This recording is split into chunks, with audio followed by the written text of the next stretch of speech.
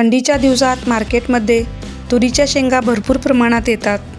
अशा वेळेस तुम्ही ही भन्नाट चवीची तुरीच्या बियांची आमटी अशा पद्धतीने बनवून बघा, तुम्हाला नक्की आवडेल।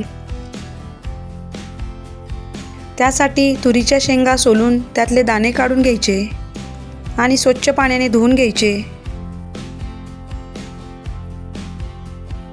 भाजी बनवण्यासाठी लागणारे साहित्य बघूया। 1 वाटी तुरीचे दाणे, बारीक चिरून घेतलेला कांदा 1, मीडियम साईजचा 1 बारीक चिरलेला टोमॅटो, खोबऱ्याचे काप, लसूण, आलं, कोथिंबीर, कढीपत्ता, घरचा काळा मसाला 2 चमचे। सगळ्यात पहिला गॅसवर कढई ठेवून गॅस चालू करायचा। त्यामध्ये पोहे खायच्या चमच्याने 1 चमचा तेल घालायचं।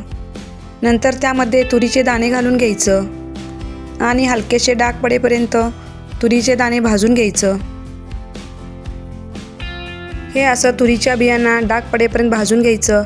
असं तुरीच्या बिया भाजून घेतल्यामुळं तुरीच्या बियांचा तुरटपणा कमी होतो, तसेच भाजी शिजायला पण वेळ लागत नाही। भाजून घेतलेल्या तुरीच्या बिया प्लेटमध्ये काढून घ्यायच्या।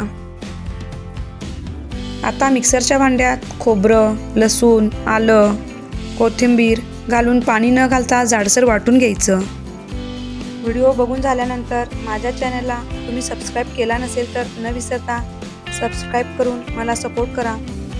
अशा पद्धतीने जाडसर वाटून घ्यायचं। नंतर मिक्सरच्या भांड्यात भाजलेल्या तुरीच्या बिया घालून जाडसर वाटून घ्यायचं, जेणेकरून तुरीच्या सर्व बिया फुटल्या पाहिजेत असं वाटून घ्यायचं।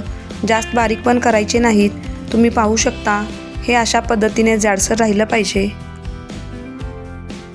आता गॅसवर कढई ठेवून त्यामध्ये तेलाच्या पळीने 1.5 पळी तेल घालून घ्यायचं। तेल तापलं की मोहरी घालायची, जिरं घालायचं। मोहरी आणि जिरं चांगलं तडतडलं की कढीपत्ता घालायचा, पाव चमचा हिंग घालायचा। नंतर बारीक चिरलेला कांदा घालायचा। कांदा चांगला परतून घ्यायचा।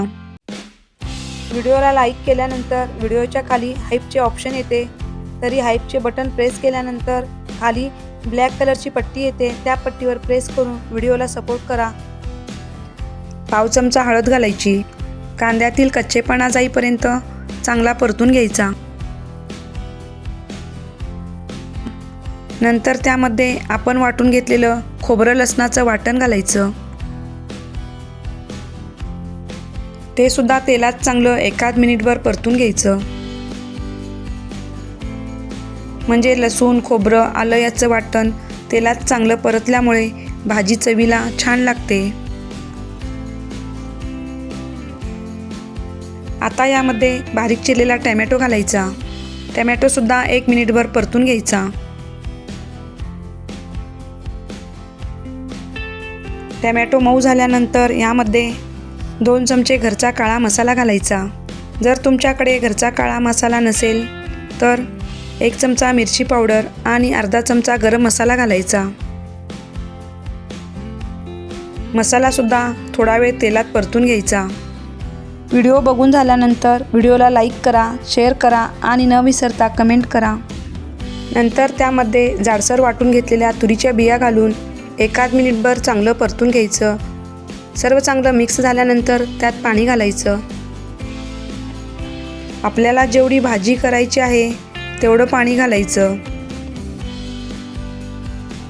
ही भाजी खूप पातळही करायची नाही किंवा खूप घट्टही करायची नाही, कारण ही भाजी थंड झाल्यानंतर थोडी घट्ट होते। चवीनुसार मीठ घालायचं। आपण यामध्ये तुरीच्या बिया वाटून घातल्या आहेत म्हणून भाजी घट्ट होते। भाजी 10 मिनिटं मीडियम गॅसवर चांगली शिजू द्यायची आणि 10 मिनिटांनी गॅस बंद करायचा। तयार झाली आहे मस्त टेस्टी भन्नाट चवीची ओल्या तुरीच्या बियांची भाजी। तरी तुम्हीसुद्धा अशा पद्धतीने भाजी बनवून बघा, तुम्हाला नक्की आवडेल।